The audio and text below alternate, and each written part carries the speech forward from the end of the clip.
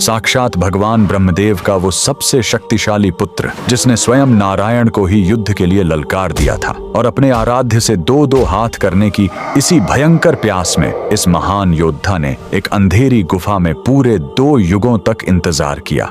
और फिर द्वापर युग में भगवान कृष्ण के साथ शुरू हुआ 28 दिनों का सबसे खौफनाक महायुद्ध। कहानी आरंभ होती है सत्य युग से, जब ब्रह्मा जी के जम्हाई लेते समय उनके मुख से एक अत्यंत शक्तिशाली बालक का जन्म हुआ, जाम्बवंत। ये साक्षात ब्रह्मा जी के मानस पुत्र थे, जिनके अंदर 100 करोड़ शेरों की ताकत थी। ये ब्रह्मांड के इकलौते ऐसे योद्धा थे जिनकी ताकत स्वयं हनुमान जी के बराबर थी।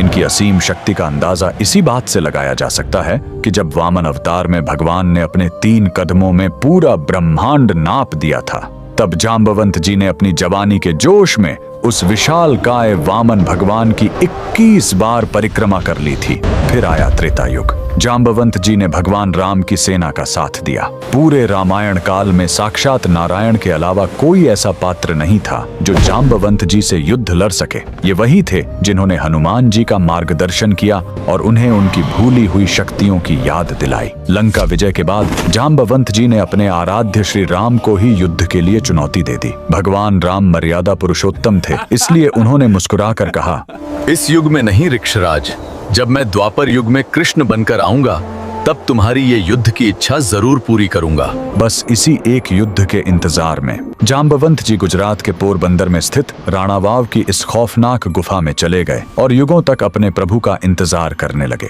समय का पहिया घूमा और द्वापर युग आ गया। एक दिन भगवान श्री कृष्ण स्यमंतक मणि की खोज में जंगल में भटकते हुए उसी अंधेरी गुफा के अंदर पहुंच गए। वहां उन्होंने देखा कि जाम्बवंत जी की पुत्री उस चमत्कारी मणि से खेल रही है। जैसे ही कृष्ण ने मणि लेने की कोशिश की, जाम्बवंत जी ने उन्हें युद्ध के लिए ललकार दिया। फिर शुरू हुआ ब्रह्मांड का सबसे भयंकर मल्ल युद्ध। ये युद्ध 1 या 2 दिन नहीं, बल्कि बिना रुके लगातार 28 दिनों तक चला। 28वें दिन उस अजेय और बलशाली जाम्बवंत का शरीर पसीने से कांपने लगा। उनका रोम रोम यह चीख कर कह रहा था कि पूरे ब्रह्मांड में साक्षात नारायण के अलावा किसी देव या दानव में इतनी ताकत नहीं जो जाम्बवान को युद्ध में घुटने टेकने पर मजबूर कर सके। तब श्री कृष्ण ने अपने उस अलौकिक रूप के अंदर मर्यादा पुरुषोत्तम श्री राम का दर्शन दिया। जाम्बवंत जी की युगों की इच्छा पूरी हो गई।